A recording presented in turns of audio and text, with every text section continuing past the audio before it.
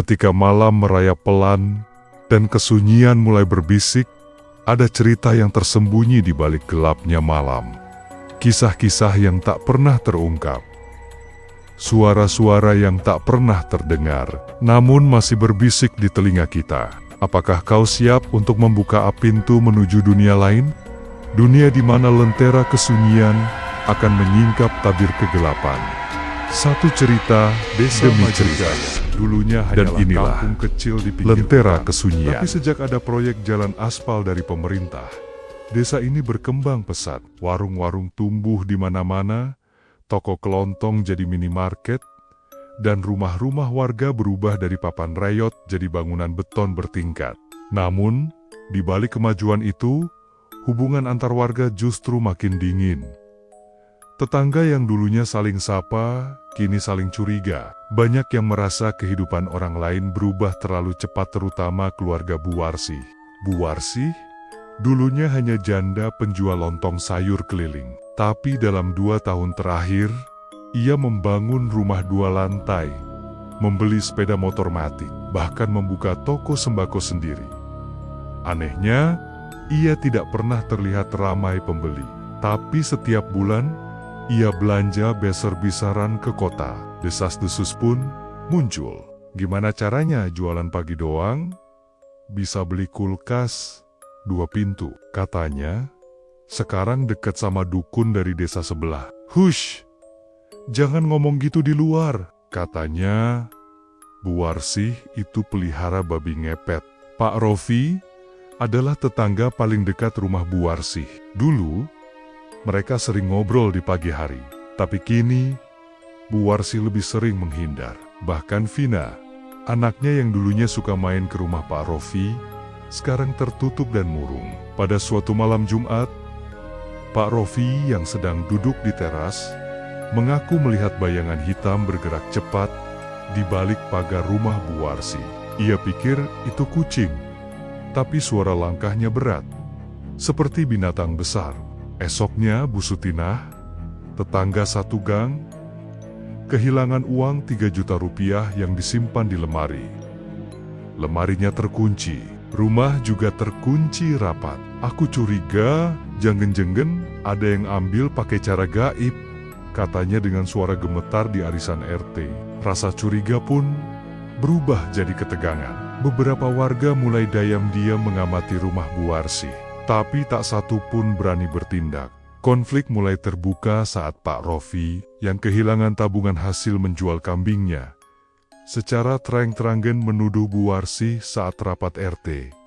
Saya bukan nuduh sembarangan, tapi malam sebelum uang saya hilang, saya lihat bayangan aneh masuk ke rumah saya dari arah rumah Bu Warsih. Suasana rapat mendadak tegang. Beberapa warga mendukung Pak Rofi, tapi sebagian membela Bu Warsih, termasuk Pak Darman, seorang pensiunan tentara yang dihormati warga. Jangan main tuduh, itu fitnah namanya. Kalau nggak ada bukti, lebih baik diam. Adu mulut tak terhindarkan. Rapat pun bubar tanpa hasil. Tapi malam itu, suasana desa terasa lebih mencekam. Anjing-anjing menyalak dari ujung ke ujung. Lampu di beberapa rumah tiba-tiba padam. Dan di rumah Bu Warsih, lampu menyala terang. Hingga jam 3 pagi. Rina, anak perempuan usia 9 tahun yang tinggal di gang belakang rumah Bu Warsih, suatu malam menangis ketakutan. Ibunya yang kaget mendapati Rina bersembunyi di bawah kolong tempat tidur. Aku lihat babi gede berdiri di halaman belakang Bu Warsih.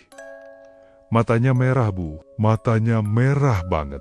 Semula sang ibu mengira Rina hanya mimpi buruk. Tapi 2 hari setelah kejadian itu, Rina demam tinggi dan bicara melantur, menyebut nama-nama orang yang tak dikenal. Mak Jang, jangan tarik aku. Jangan bawa ke lubang. Desa pun geger. Ustadz dipanggil. Namun Rina tak juga sembuh. Warga mulai percaya ada ilmu hitam yang bekerja di antara mereka. Beberapa warga yang penasaran Pak Rofi, Pak Anton, dan 2 pemuda kampung Yadi dan Ginan membentuk kelompok ronda rahasia. Mereka memutuskan untuk berjaga diam-diam tiap malam Jumat, mengintai rumah Bu Warsih. Pada malam Jumat Kliwon ketiga, mereka melihatnya. Seekor babi hitam besar keluar dari celah samping rumah Bu Warsih, berjalan perlahan melewati pagar, lalu menghilang di gang sempit menuju rumah Bu Ruminah. Babi itu tidak biasa. Tubuhnya gemuk seperti karung beras, bulunya hitam legam, dan ia berjalan hanya dengan dua kaki belakang. Yadi muntah seketika. Ginan ingin lari, tapi Pak Rofi menahan. Jangan, kita harus tahu kemana dia pergi.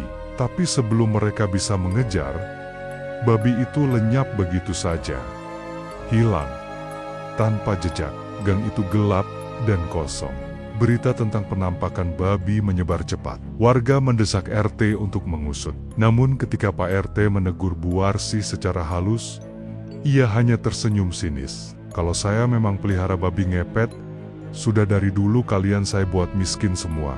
Jawaban itu membuat banyak warga murka. Namun ada yang mulai mencium keganjilan lain. Kenapa Pak Darman selalu membela Bu Warsih? Bahkan saat sebagian warga ingin musyawarah ulang, Pak Darman menyabot keputusan. Disinilah konflik mulai pecah jadi dua kubu. Kubu Pak Rofi, yang yakin Bu Warsih pelihara babi ngepet. Kubu Pak Darman, yang menuduh warga sedang paranoid dan suka fitnah. Desa pun terbagi. Ada yang percaya ini hanya masalah iri hati. Ada yang yakin ini soal ilmu hitam, dan di antara semua itu, ada satu orang yang diam saja, tapi mencatat segalanya. Pak Naryo, penjaga makam. Pak Naryo, lelaki tua penjaga makam desa Maju Jaya, hidup sendirian di gubuk kecil di tepi pemakaman. Rambutnya sudah memutih semua, langkahnya pelan, dan kata-katanya sering diliputi teka-teki. Tapi orang-orang lama di desa tahu, dulu Pak Naryo adalah dukun muda yang sangat disegani. Ia pernah mengobati orang kerasukan, menyembuhkan anak-anak yang demam gaib, bahkan pernah membantu mencari orang hilang di hutan tua. Tapi sejak istrinya meninggal 20 tahun lalu, Pak Naryo tak pernah lagi ikut campur urusan orang lain. Ia hanya tinggal di dekat kuburan, bercakap dengan kucing, dan menulis sesuatu di buku kecil yang selalu ia simpan di kantong bajunya. Pada suatu malam, ketika desas-desus babi ngepet makin menggila, dan dua kambing warga mendadak hilang dari kandang, Pak Naryo memanggil Pak Rofi diam-diam. Rof, kamu dan teman-temanmu harus hati-hati. Ini bukan babi sembarangan. Ini bukan cuma masalah tuyul atau pesugihan. Ini warisan. Pak Rofi bingung. Warisan maksudnya? Pak Naryo membuka buku catatannya. Di sana tertulis daftar nama orang-orang yang dulu pernah ikut perjanjian malam Jumat Wage di Bukit Bluluk hutan kecil di utara desa. Di antara nama-nama itu, ada nama-nama yang mengejutkan. Pak Darman, Bu Warsih, dan Pak Lurah Lama. Berdasarkan pengakuan Pak Naryo, 25 tahun lalu, terjadi musim paceklik panjang. Banyak warga kelaparan, harga hasil tani anjlok, dan pencurian meningkat.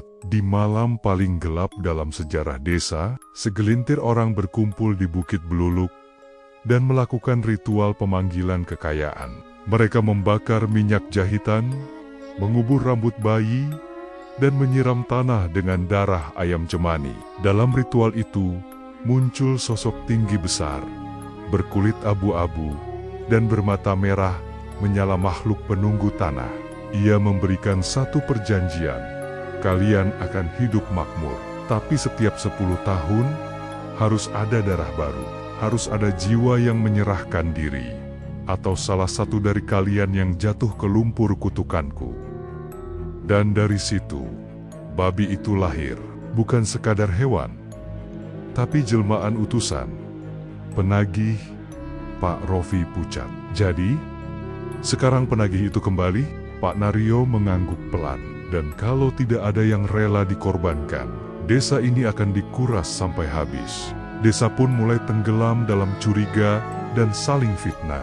Keluarga Bu Warsih diasingkan, anak-anaknya tak lagi diterima main dimanapun. Sementara pendukung Pak Darman merasa dizalimi. Mereka membentuk kelompok sendiri yang mulai melakukan ronda mereka sendiri. Warga mulai menyimpan senjata tajam di bawah kasur. Klimaksnya terjadi ketika rumah Pak Anton dilempari batu oleh sekelompok pemuda dari kubu Pak Darman. Karena dianggap memprovokasi warga dengan menyebar rekaman suara yang katanya adalah suara babi ngepet menggeram di dapur rumahnya. Pak RT kehilangan kendali. Keamanan desa benar-benar retak. Malam Jumat Wage berikutnya, Desa Maju Jaya benar-benar sunyi. Tidak ada satupun warga berani keluar rumah. Semua lampu dipadamkan, jendela ditutup kain gelap, bahkan ayam dan kambing pun dikandangkan di dalam rumah. Tapi di tengah kesunyian itu, terdengar suara. Guk, guk, guk. Anjing-anjing melolong.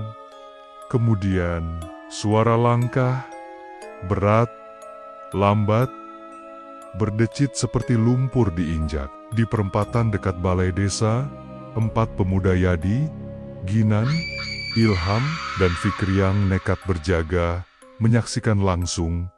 Babi hitam itu kini sebesar kerbau. Matanya menyala, di kepalanya menempel topeng kulit manusia yang robek. Mereka mencoba memanggil warga lewat kentongan. Tapi suara kentongan tak keluar. Seolah malam itu waktu membeku. Yadi mencoba melemparkan batu. Tapi batu itu menembus babi itu. Seolah hanya bayangan. Namun, ketika Fikri mencoba menyalakan ponsel, tiba-tiba tubuhnya terlempar sejauh 4 meter, menghantam tiang listrik. Ia pingsan di tempat. Dan babi itu berjalan menuju rumah Pak Darman.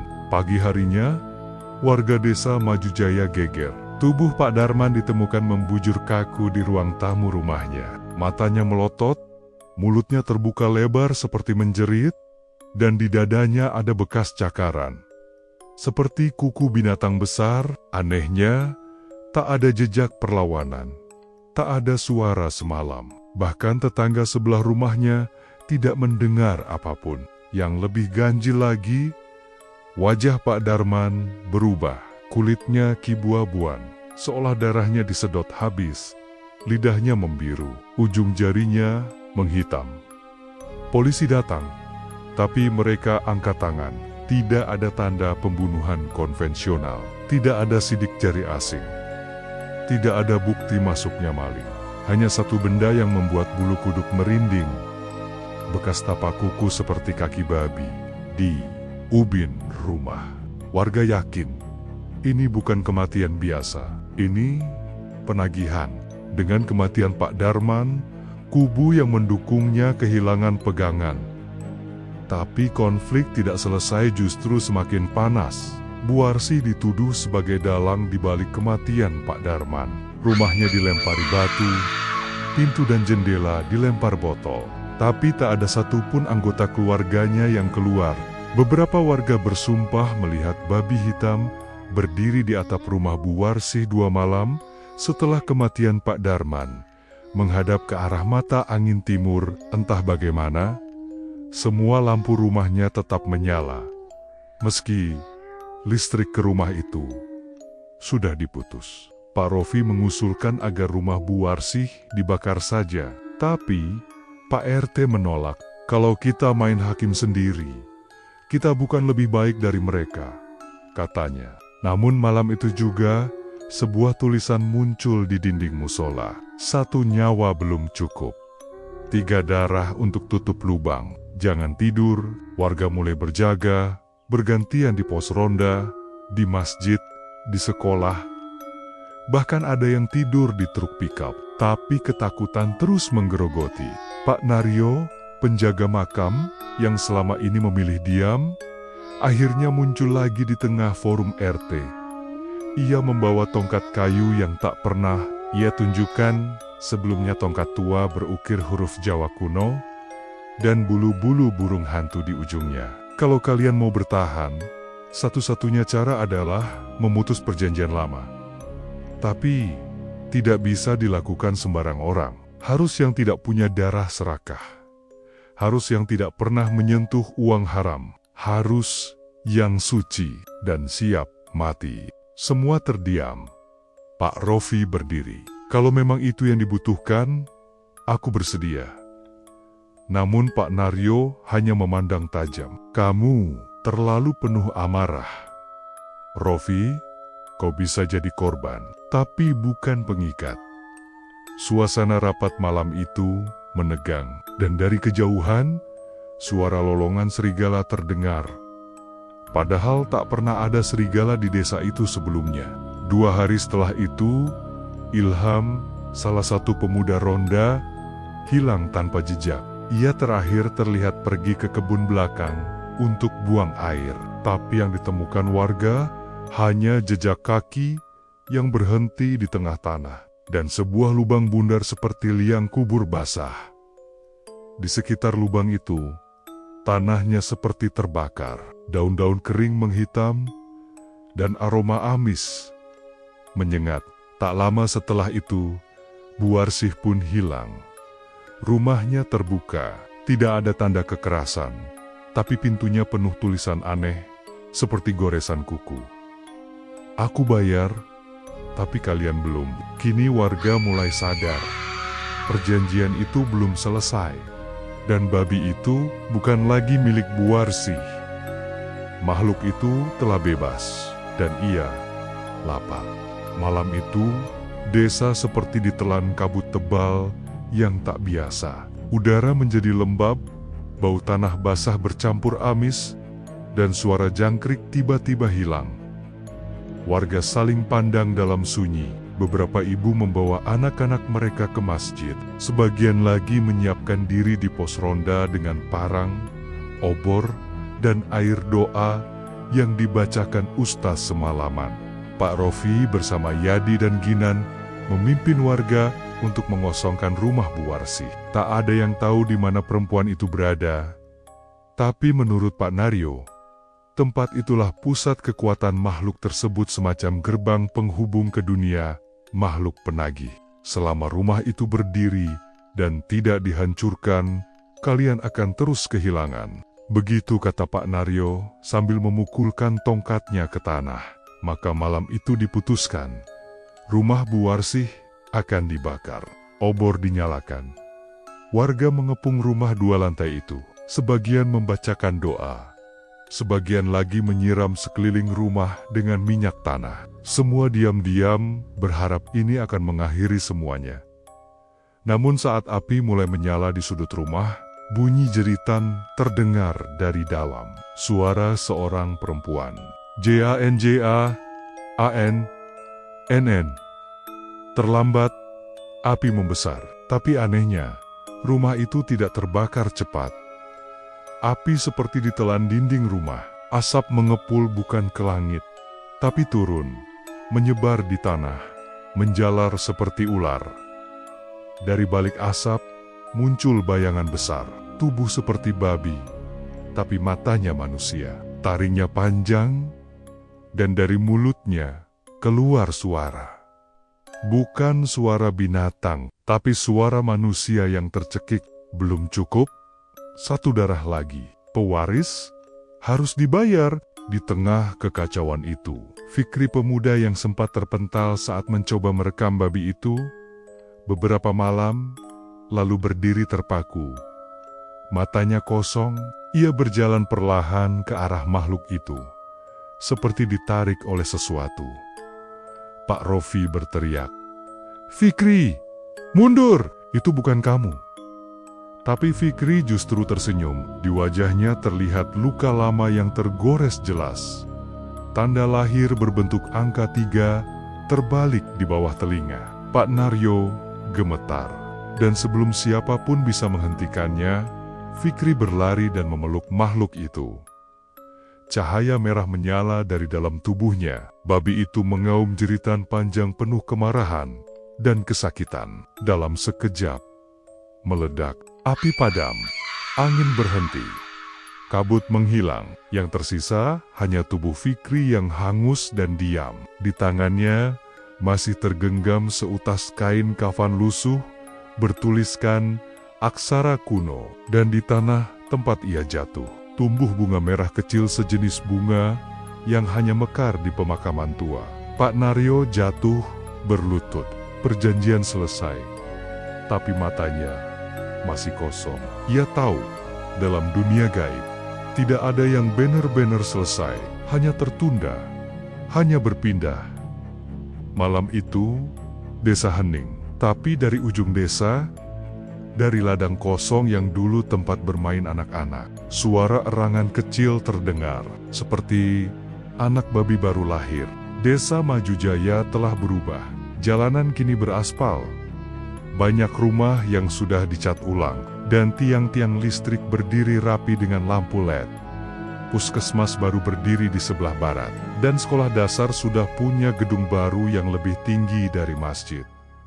Warga baru banyak berdatangan. Mereka tidak tahu kisah tentang babi ngepet, tentang perjanjian di Bukit Beluluk, atau tentang malam ketika Fikri menyerahkan dirinya untuk menghentikan kutukan. Pak Rofi kini menjadi kepala desa. Rambutnya sudah mulai beruban, dan setiap malam Jumat ia rutin menggelar doa bersama di balai desa. Tak pernah satupun dari bibirnya menceritakan kejadian masa lalu. Ia percaya, semakin sedikit yang tahu, semakin aman desa ini. Pak Naryo telah meninggal 5 tahun. Setelah kejadian itu, sebelum wafat, ia berpesan agar makamnya tidak diberi batu nisan, hanya diberi penanda berupa batu hitam oval di atas tanah, dan satu kalimat di buku kecil yang ia wariskan. Apa yang ditanam dengan darah, tak pernah benar-benar terkubur. Di ujung desa, di sebuah tanah lapang yang dulu dipenuhi semak liar, kini berdiri taman bermain kecil. Ayunan dari besi, jungkat-jungkit, dan satu rumah kayu kecil untuk anak-anak bermain. Suatu sore, ketika matahari mulai turun, seorang anak bernama Bayu usia 6 tahun bermain sendirian. Ibunya menunggu di motor, tak jauh dari situ. Bayu berjalan ke ujung kebun, di mana ada semak-semak tinggi dan akar pohon yang menjalar. Ia melihat sesuatu mencuat dari tanah, seperti batu kecil yang hangat dan berdenyut. Ketika ia menyentuhnya, batu itu tiba-tiba retak, dan dari dalam tanah muncul sepasang mata merah kecil. Mengintip, lalu suara pelan terdengar. Hanya bisa didengar Bayu. "Ayo main, aku sudah nunggu lama." Bayu tersenyum. Ia pikir itu teman baru. Dan dari kejauhan, saat angin berhembus, seseorang yang lewat sempat melihat Bayu tertawa sambil berjalan beriringan dengan bayangan hitam berkaki 4. Cerita ini berakhir. Seperti semua kisah kutukan tua, tidak benar-benar usai. Hanya diam sejenak. Karena dalam dunia gaib, waktu tidak berjalan lurus. Ia berputar, menunggu. Desa Maju Jaya kini tenang. Tapi tanahnya masih ingat rasa darah. Dan babi itu, ia mungkin sedang tumbuh kembali. Menunggu tuan baru, menunggu satu keluarga lagi yang ingin kaya tanpa kerja keras. Tamat.